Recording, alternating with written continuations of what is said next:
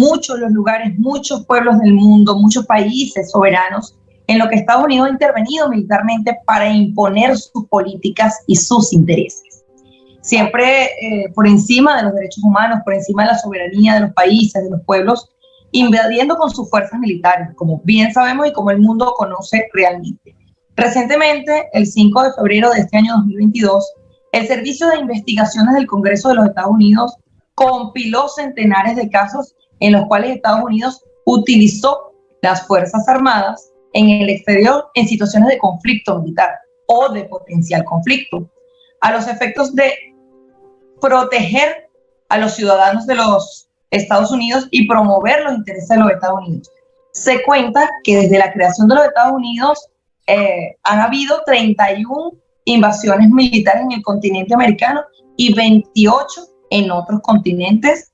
Bueno, ahí vemos el poderío militar de Estados Unidos, pues apropiándose de recursos de los pueblos, atacando así a la soberanía de los estados, a la soberanía de los pueblos, intentando crímenes atroces contra la humanidad.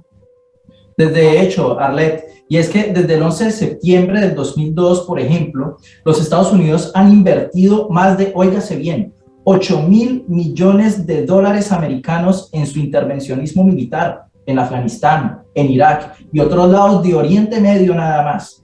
Nada más en esos países mencionados, estas guerras han causado entre 897.000 y 929.000 muertes. Las razones de las intervenciones pues siempre han sido justificadas por Washington: seguridad nacional e internacional, defender la paz, entre otras menciones que siempre salen desde el gobierno norteamericano. Wikileaks publicó justamente en 2010 cerca de 400.000 documentos confidenciales sobre la guerra en Irak, donde militares norteamericanos torturaban población civil y bombardeaban gente civil por doquier.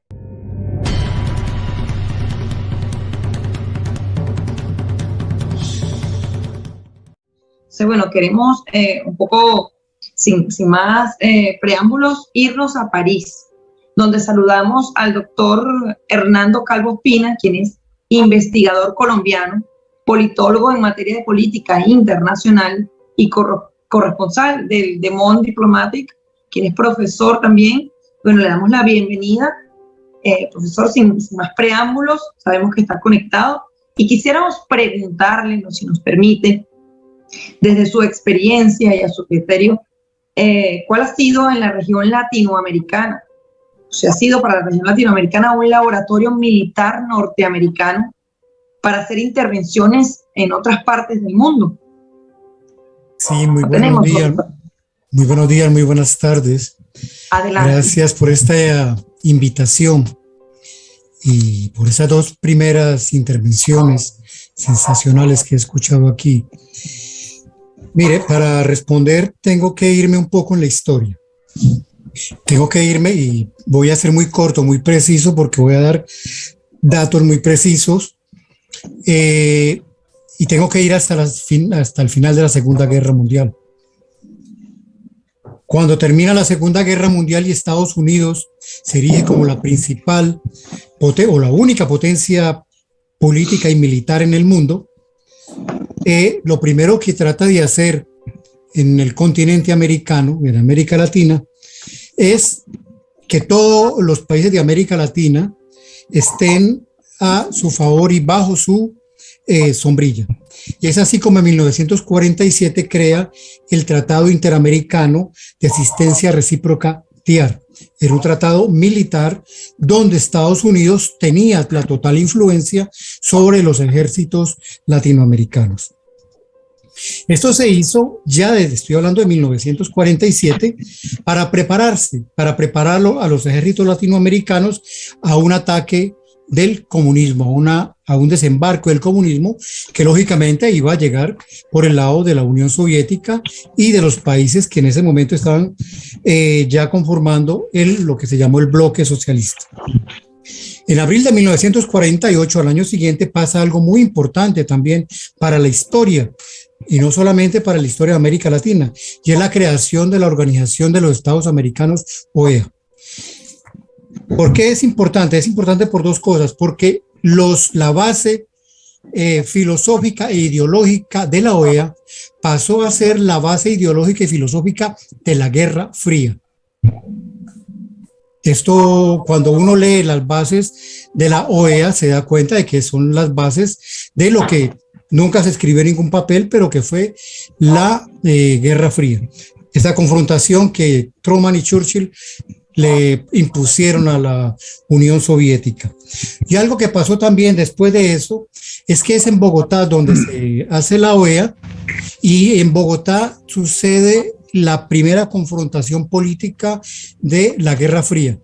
Y es que el gobierno colombiano, empujado por el gobierno estadounidense, expulsó la delegación soviética de Colombia. Fue el primer acto político de la Guerra Fría. Y es por la primera vez que Colombia se ve confrontada y mezclada en todas estas situaciones de las potencias mundiales que ha sucedido hasta el día de hoy. Ahora, ahí no pasa en América Latina, pasa en Irán, precisamente, y es el golpe de Estado que se da a Mohammad Mossadegh, el primer ministro. Lo da la CIA y lo dan los británicos. ¿Qué pasa en esto? ¿Por qué es importante para América Latina y para el mundo? Y estoy hablando de 1953. Y es que la CIA y los británicos crean por primera vez lo que es una guerra integral de baja intensidad.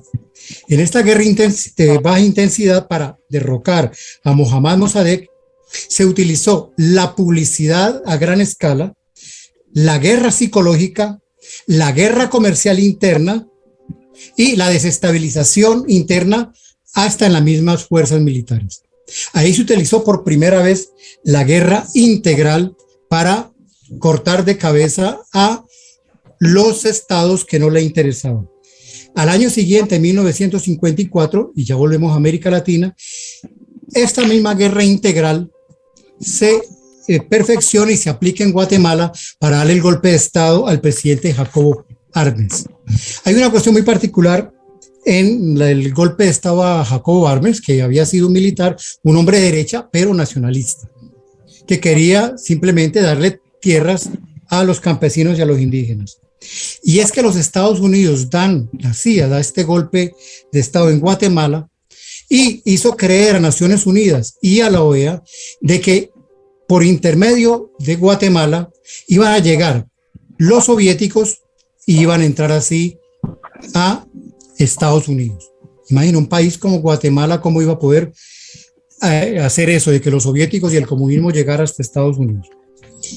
En 1959 es Cuba quien recibe esta guerra integral de los Estados Unidos, que, repito, fue creada entre Estados Unidos y los servicios de seguridad británicos en Irán. En el 59 se da la Revolución Cubana, triunfa la Revolución Cubana, y Estados Unidos se viene con toda la agresión posible a atacarla, en particular con esta guerra integral. En Cuba no pudieron, y hasta el día de hoy no han podido, pero sí mucho daño le han hecho a la imagen cubana, para lo cual la han utilizado para agredirla, sobre todo a nivel del bloqueo. En Cuba se da, recordemos nosotros, la famosa crisis de los misiles. Y fue cuando Estados Unidos había intentado ya invadir a Cuba por Bahía de Cochinos. Como no lo lograron y Estados Unidos recibe la primera derrota militar en su historia de manos de Cuba, de los revolucionarios cubanos, entonces Cuba le pide la ayuda a la Unión Soviética y la Unión Soviética viene a instalar misiles de largo alcance y muy poderosos en Cuba. Hoy que todo el mundo habla y se echa bendiciones que porque Rusia entró a Ucrania para defenderse, porque la OTAN se iba a ubicar ya en Ucrania, todo el mundo se le ha olvidado la reacción que tuvo Estados Unidos cuando la Unión Soviética instaló cohetes en Cuba.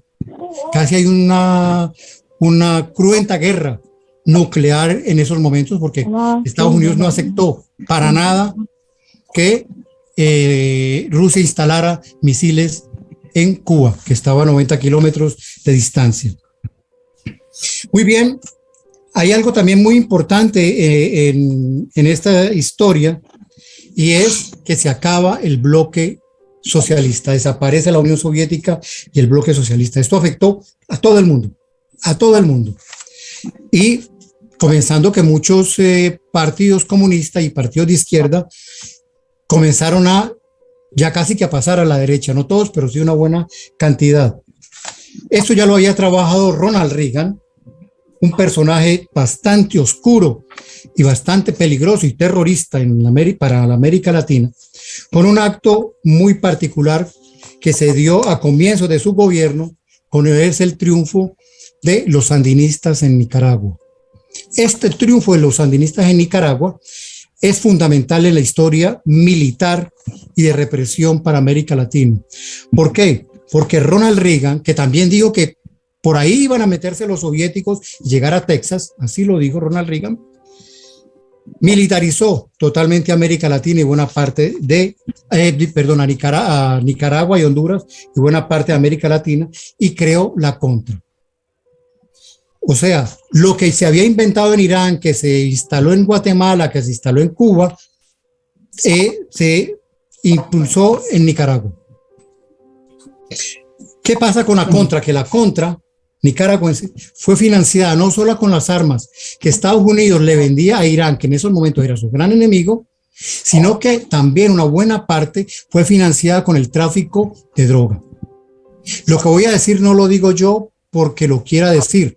Eso fue una investigación que hizo el ex secretario de Estado de Obama, el señor John Kerry, donde está muy claro de que parte de la financiación de la Contra se hizo con la mafia colombiana. La mafia colombiana le entregaba cocaína a la CIA con el visto bueno del Consejo de Seguridad de Estados Unidos, que había sido una idea del señor George Bush padre, que era vicepresidente de Estados Unidos. Él lo sabía muy bien lo que estaba sucediendo, y así Colombia se volvió un gran centro del narcotráfico. Y no solamente eso, comenzaron a crearse los grupos narcoparamilitares que hasta el día de hoy tienen azotado a Colombia. Esto es muy importante y de eso es responsable no tanto Reagan, pero sí como Bush padre y el Consejo Nacional de Seguridad de Estados Unidos.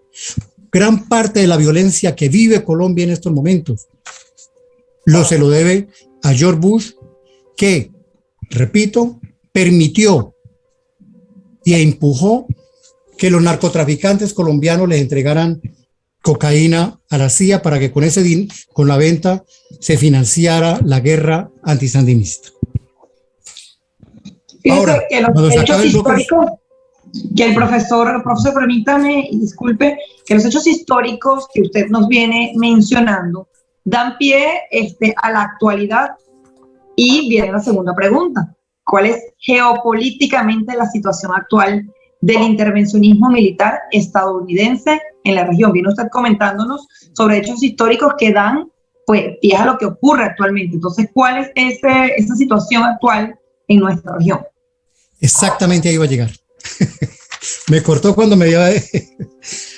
Mira, hay una cuestión muy importante para América Latina, desgraciadamente, que fue las famosas guerras al terrorismo en Afganistán, en Irak, Somalia, Siria, Yemen, o sea, en esa parte del mundo.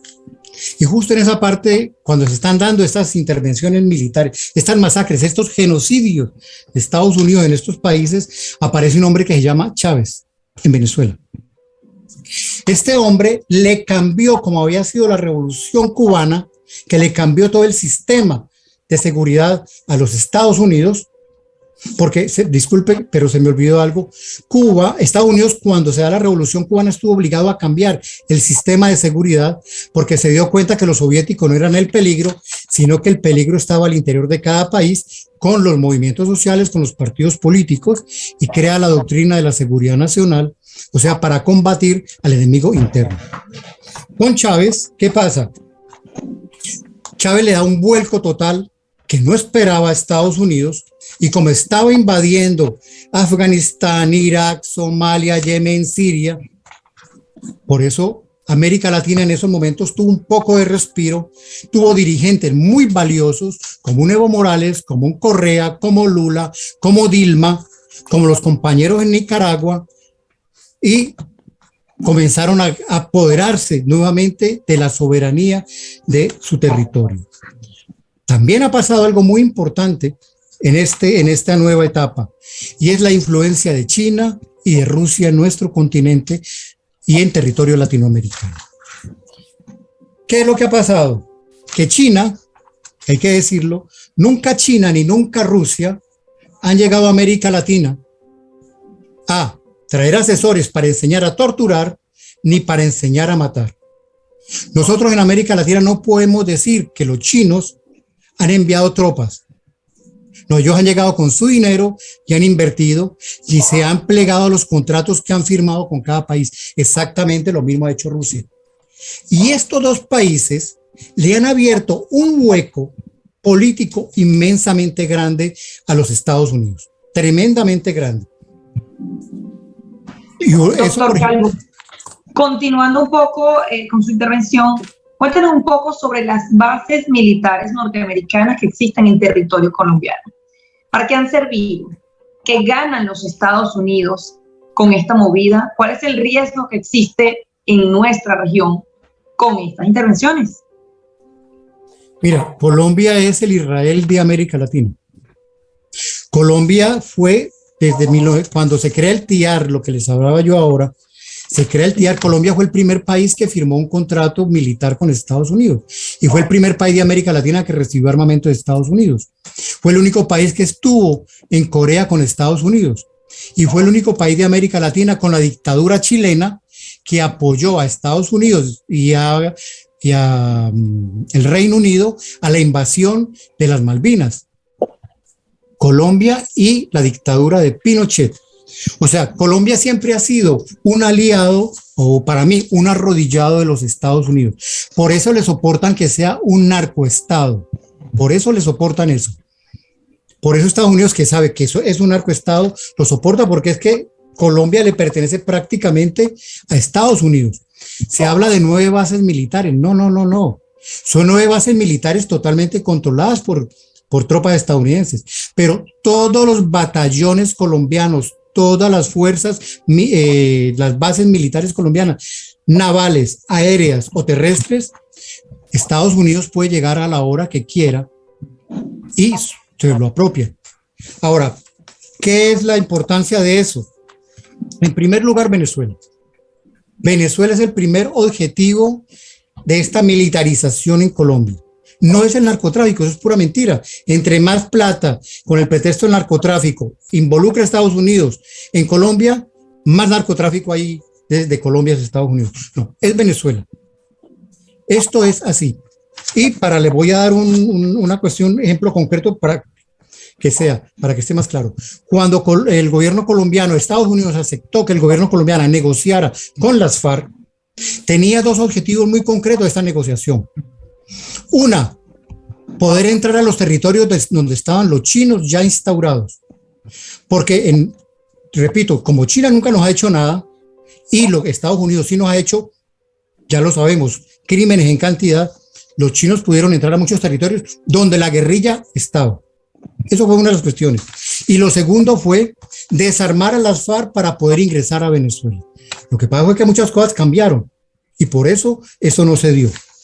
Pero estas bases militares y todo esto, es que Colombia es un país completamente invadido por los Estados Unidos y ahora por la OTAN, porque Colombia es un socio de la OTAN.